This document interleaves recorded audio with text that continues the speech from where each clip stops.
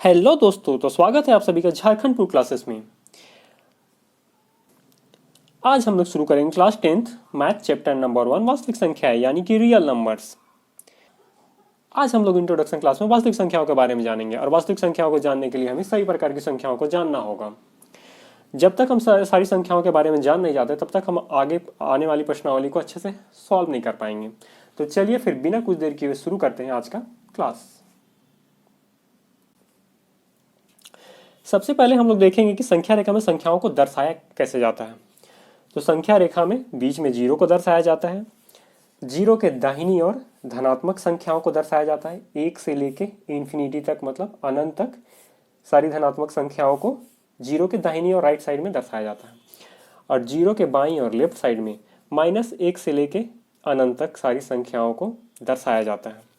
यहाँ तक क्लियर है। अब हम देखते हैं कि जीरो के दाहिनी और जो राइट साइड में एक से लेके अनंत तक जो संख्याएं हैं, एक से लेके अनंत तक, एक से लेके जो अनंत तक संख्या है, ये सारी संख्याएं कहलाती है प्राकृतिक संख्या यानी कि नेचुरल नंबर्स, जिसे कि हम n से डिनोट करते हैं,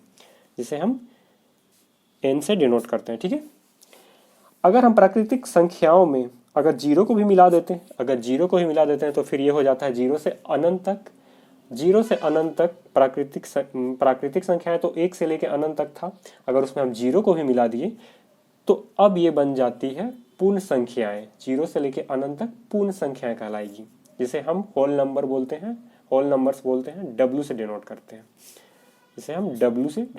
हैं, अब पूर्ण संख्याएं जीरो से लेके अनंत तक हो गई पूर्ण संख्याएं। अगर पूर्ण संख्याओं में हम -1 से लेके अनंत तक जो संख्याएं हैं उन्हें भी मिला दें तो ये बन जाती है पूर्णांक, इंटीजर्स, जिसे कि हम Z से दर्शाते हैं। यहाँ तक क्लियर है। प्राकृतिक संख्याएं किसे कहते हैं, पूर्ण संख्याएं किसे कहते हैं और पूर्णांक किसे कहते हैं। प्राकृतिक संख्याएं एक से लेके अनंत तक, अगर उसमें जीरो मिला दिए तो फिर वो पूर्ण संख्या बन जाती है। अगर पूर्ण संख्या में हम -1 से अनंत तक को भी मिला दे तो वो पूर्णांक बन जाती है।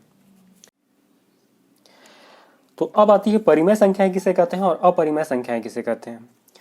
तो परिमेय संख्या वैसी संख्याओं को कहते हैं जिसे हम p/q के रूप में लिख सकते हैं, मतलब जिसे बट्टा में लिख सकते हैं बोल सकते हैं, या फिर भिन्न में लिख सकते हैं बोल सकते हैं, या फिर फ्रैक्शन में लिख सकते हैं जिसको बोलते हैं, ठीक है। और p और q के जगह में दोनों के जगह एक पूर्णांक होना चाहिए। पूर्णांक यहाँ पे देखिए, अनंत से लेके इस अनंत तक, इस अनंत से लेके इस अनंत तक ये सारे पूर्णांक हैं। तो p/q के जगह पे एक पूर्णांक होना चाहिए, ठीक है। जैसे हो गया 1/2, -5/6, ये सारी सब ये पूर्णांक मतलब है। एक भी पूर्णांक है, दो भी पूर्णांक है, -5 भी पूर्णांक है, 6 भी पूर्णांक है। सिर्फ q के जगह पे जीरो नहीं होना चाहिए, q did not equal to zero, zero को छोड़ के, ठीक है। मतलब वैसी संख्या है जिन्हें हम p/q के रूप में लिख सकते हैं और p और q दोनों पूर्णांक होना चाहिए, q जीरो नहीं होना चाहिए, q did not equal to zero. वैसी सारी संख्याएं परिमेय संख्याएं कहलाती है। अब हम लोग देखते हैं, मान लीजिए एक संख्या है 1/2, अगर एक को हम 2 से भाग देंगे तो 0, पॉइंट लगाएंगे तो 0, 2 पचे 10, 0, ये शेषफल 0 आ गया। मतलब कितने से गया, 2 को 1 से भाग दिया तो 0.5 भागफल आया। तो जो ये 0.5 है, यहाँ पे ये दशमलव के बाद अगर कोई अंक भाग देते हैं तो समाप्त हो जाता है, मतलब भागा समाप्त हो जाता है भाग देने पे। तो ऐसे दशमलव को शांत दशमलव बोलते हैं और ये भी एक परिमेय संख्या कहलाती है, रेशनल नंबर्स, ठीक है। एक और होता है, मान लीजिए 20 है, 20 को हम 6 से भाग देते हैं, 6 तिया 18, 2 बच जाएगा, फिर यहाँ पॉइंट देंगे, यहाँ पे 0 लगाएंगे, फिर 6 तिया 18, फिर 2 बच जाएगा, फिर 6 तिया 18, फिर 2 बच जाएगा। मतलब ये भागा खत्म नहीं होगा, मतलब पॉइंट के बाद रिपीट होते जा रहा है, 3.3333333 ये आता ही रहेगा। तो ऐसे दशमलव को अशांत दशमलव बोलते हैं। और जब एक ही संख्या रिपीट होता है, पॉइंट के बाद अगर एक ही संख्या रिपीट होता है और मतलब रिपीट होते जा रहा है, वो तो अशांत हो गया, पर एक ही संख्या अगर रिपीट हो रहा है बार बार तो वैसे संख्याओं को परिमेय संख्या बोलते हैं, रेशनल नंबर्स। तो यहाँ तक क्लियर है। तो अब चलिए अब हम लोग समझते हैं अपरिमेय संख्याएं किसे कहते हैं। अपरिमेय संख्या पहले तो वैसी संख्या है जिन्हें हम p/q के रूप में नहीं लिख सकते हैं, वैसी संख्याओं को अपरिमेय संख्या कहते हैं। जैसे √2, √3, √5, ये सारी संख्याएं क्या है? अपरिमेय संख्या है। अब आप बोलिए कि नहीं हम √2 को ऐसे भी तो लिख सकते हैं, √2/1, ये परिमेय संख्या हो गया, बटा में तो लिख दिए, पर ऐसा नहीं होता है। √2 एक पूर्णांक नहीं है, पर हम यहाँ पे क्या बोले थे परिमेय संख्याओं में? परिमेय संख्या को p/q के रूप में लिख सकते हैं, पर दोनों पूर्णांक होना चाहिए। 1 है पूर्णांक, 2 है पूर्णांक, -5 है पूर्णांक, 6 है पूर्णांक, सिर्फ q 0 नहीं होना चाहिए। पर यहाँ पे √2 पूर्णांक नहीं है, इसलिए ये अपरिमेय संख्या है। ठीक है, मतलब p/q के रूप में इसे नहीं लिख सकते हैं। यहाँ तक क्लियर है? और एक संख्या होता है पाई भी एक अपरिमेय संख्या है। ठीक है, अब कैसे अपरिमेय संख्या है ये भी समझते हैं। पाई का वैल्यू कितना होता है? 22/7 होता है। अगर हम 22 को 7 से भाग देते हैं तो कितना होगा? 7 या 21, 22 में 1 गया 21, फिर यहाँ पे पॉइंट दिए, यहाँ पे 0 लगाया, 7 1 7, 3 बचा, फिर यहाँ पे कितना, यहाँ 0 लगाया, कितना बार में जाएगा? 7 चौके 28, फिर 2 बचा, फिर 0 लगाएंगे, 7 दूना 14, 6 बचा। मतलब ये 22 को अगर 7 से भागा देते हैं तो ये भागा कभी ख़त्म ही नहीं होगा, 1 4 2 जो भी बढ़ते जाएगा। मतलब ये भी एक अशांत दशमलव है, पर यहाँ पे संख्या रिपीट नहीं हो रहा है, संख्या हमेशा अलग अलग आ रहा है, इसलिए ये अपरिमेय संख्या कहलाता है। ठीक है, तो इसलिए हम लोग पाई का जो वैल्यू होता है, पाई को हम लोग अपरिमेय संख्या बोलते हैं। तो यहाँ तक क्लियर है? चलिए अब आगे बढ़ते हैं। अब हम समझते हैं वास्तविक संख्या किसे कहते हैं। अगर हम प्राकृतिक संख्याएं, पूर्ण संख्याएं, पूर्णांक, परिमेय संख्या और अपरिमेय संख्याएं, इन सारी संख्याओं को अगर मिला दें तो ये सारी संख्याएं क्या कहलाती है? वास्तविक संख्याएं कहलाती है, जो कि हमारा चैप्टर है वास्तविक संख्याएं, रियल नंबर्स। तो समझ आ गया सभी को वास्तविक संख्याएं किसे कहते हैं। अब हम लोग समझेंगे सम संख्या किसे कहते हैं और विषम संख्या किसे कहते हैं, इवन नंबर और ओड नंबर। ठीक है, तो सम संख्या वैसी संख्याओं कहते हैं जिसको 2 से अगर हम भाग देंगे तो पूरी तरह से कट जाएगा। जैसे 10 हो गया, 10 को अगर हम 2 से भाग देते हैं तो 2 बचे 10, 0 ऐसे पर, मतलब पूरी तरह से कट गया। तो 10 एक सम संख्या है, इवन नंबर। और विषम संख्या वैसी संख्या को कहते हैं जिसे अगर हम 2 से विभाजित करें तो पूरी तरह से ना कटे। जैसे 11, 11 को अगर हम 2 से भाग देंगे तो 2 बचे 10, 11 में 10 माइनस करेंगे तो 1, शेषफल 1 आ रहा है, मतलब पूरी तरह से नहीं कट रहा है। तो ऐसी संख्याओं को विषम संख्या बोलते हैं, ऑड नंबर्स। ठीक है, अब हम लोग देखते हैं भाज्य संख्या किसे कहते हैं और अभाज्य संख्या किसे कहते हैं।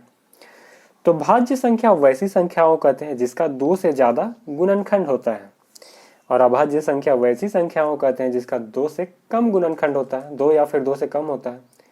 मतलब 1 या 2 गुणनखंड रहता है वो अभाज्य संख्या, और जिसका 2 से ज्यादा गुणनखंड रहेगा, मतलब 3 4 5 6 बढ़ता जाएगा, तो वो सारा हो गया भाज्य संख्या। तो चलिए इसको एग्जाम्पल्स के थ्रू समझते हैं। मान लीजिए कोई संख्या है 8, 8 का कितना गुणनखंड है? 8 1 के पहाड़े में भी आता है, 2 के पहाड़े में भी आता है, 4 के पहाड़े में भी आता है और 8 के पहाड़े में भी आता है, मतलब इसका 4 गुणनखंड हो गया। तो 8 क्या है? एक भाज्य संख्या है, मतलब इसका 2 से ज्यादा गुणनखंड है। और वैसी संख्या जिसका 2 से कम होगा वो अभाज्य हो गया। तो चलिए एक अभाज्य संख्या का भी एक एग्जाम्पल देख लेते हैं। मान लीजिए एक संख्या है 3, 3 किसका पहाड़ा में आएगा? 1 के टेबल पे आएगा, 3 के भागा में आएगा, 1 तिया 3, 3 एका 3, तो इसका 2 ही गुणनखंड है, तो ये क्या हो गया? ये एक अभाज्य संख्या है। 2 का भी कैसा है? 1 के भागा में आएगा और 2 के भागा में आएगा, तो 2 का भी 2 ही गुणनखंड है, इसलिए ये भी एक अभाज्य संख्या है। मतलब जिसका 2 से ज्यादा गुणनखंड रहेगा वही भाज्य संख्या होगा, और जिसका 2 से कम गुणनखंड होगा वो अभाज्य संख्या होगा। तो चलिए यहाँ तक क्लियर है, तो फिर हम लोग आगे बढ़ते हैं। अब हम लोग देखते हैं HCF, क्योंकि हमें प्रश्नावली 1.1 पे HCF निकालना है, तो HCF के बारे में हम लोग जान लें तो ज़्यादा सही रहेगा। ठीक है, तो HCF किसे कहते हैं? HCF मतलब होता है हाईएस्ट कॉमन फैक्टर, मतलब महत्तम समावर्तक। ठीक है, मतलब मान लीजिए आपको 2 संख्या दिया हुआ रहेगा, एक दिया हुआ रहेगा 10 दिया हुआ रहेगा, एक दिया हुआ रहेगा 25। मान लीजिए कोई भी 2 संख्या दिया हुआ रहेगा, आपको बोला जाए कि 10 और 25 का HCF ज्ञात करिए, मतलब हाईएस्ट कॉमन फैक्टर ज्ञात करिए। हाईएस्ट कॉमन फैक्टर मतलब वह बड़ी से बड़ी संख्या ज्ञात करिए जिससे 10 भी विभाजित हो जाए और 25 भी विभाजित हो जाए। तो हम लोग कैसे निकालते हैं, 10 को पहले तोड़ते हैं, 2 गुना 5, फिर 25 को भी तोड़ते हैं गुणनखंड में, 2 से तो नहीं जाएगा, 5 गुना 5। अब देखिए यहाँ कॉमन क्या है, यहाँ भी एक 5 है, यहाँ भी एक 5 है, और उसके अलावा तो कुछ कॉमन नहीं है। तो जो कॉमन होता है वही HCF होता है। HCF बराबर 5, मतलब 5 वह बड़ी से बड़ी संख्या 5 ही है जिससे 25 भी विभाजित हो जाता है और 10 भी विभाजित हो जाता है। तो यहाँ तक क्लियर है कि HCF किसे कहते हैं। हम लोग को प्रश्नावली 1.1 पे HCF निकालना है, बट गुणनखंड विधि से नहीं निकालना है, हम लोग को वो यूक्लिड विभाजन प्रमेयिका से निकालना है। आइए एक नज़र यूक्लिड विभाजन प्रमेयिका को भी देख लेते हैं। अब हम लोग देखते हैं यूक्लिड विभाजन प्रमेयिका, जो प्रमेय 1.1 है, बहुत ही इंपॉर्टेंट प्रमेय है। क्या है, A = BQ + R।